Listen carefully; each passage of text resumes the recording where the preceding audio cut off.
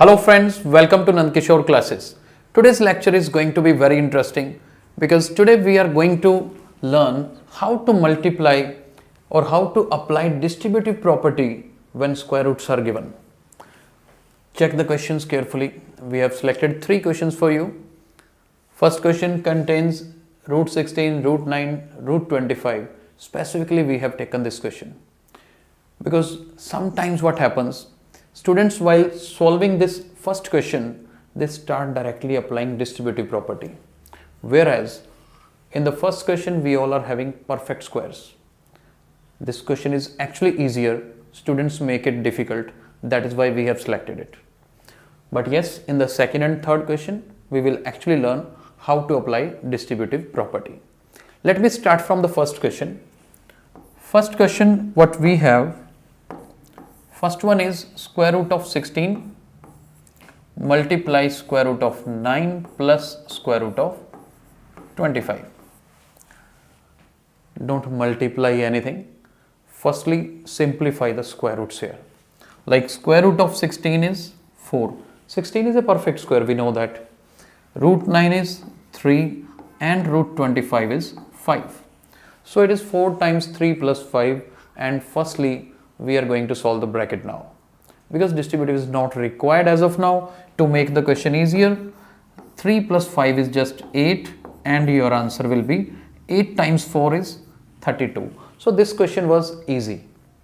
And I want every student to do this question like the way I have done it, because it will save the time in exams. But coming to the second question now, check the statement where actually we are going to apply the distributive. But before we apply, everyone should know what a distributive property is. Let me write distributive property is A multiply B plus C. Let's suppose we have this situation A times B plus C. Property name is actually distributivity of multiplication over addition. This is what the exact name used. Distributivity of multiplication over addition, because A is in multiplication, we are distributing this A to this addition. And how we distribute it? We write it A will be multiplied with first term B plus same A will be multiplied with the next term C. This is what we are actually going to use. Now how we will apply in the second question? Let me write square root of 2 and inside we have square root of 3 minus square root of 6. Firstly, square root of 2 which is outside the parenthesis, what we will do, it will be multiplied with the first term root 3. This is subtraction we have taken. See, rule for addition and subtraction both are same. We call it distributivity of multiplication over subtraction. At this place, at the place of plus sign, just sign change will happen, nothing else. Everything would remain same. So need not to worry about. If minus sign is there, we will write minus sign exactly the same way. Now square root of 2 will be multiplied with square root of 6. Point to understand is, if the multiplication of 2 square root values are there, what we can do, we can multiply them together within the single square root. That means 2 and 3 are multiplied to each other. And here 2 and 6 will be multiplied. It becomes square root of 6 minus square root of 12. This is the answer, but you can simplify it further. Like if you need to reduce this 12 into lowest form, there is a way when you can use prime factorization. For example, what we can do, I am writing square root of 6 as it is. 12. 12 can be written as 2 multiply 3. 2 is coming in pair. That 2 will be written out.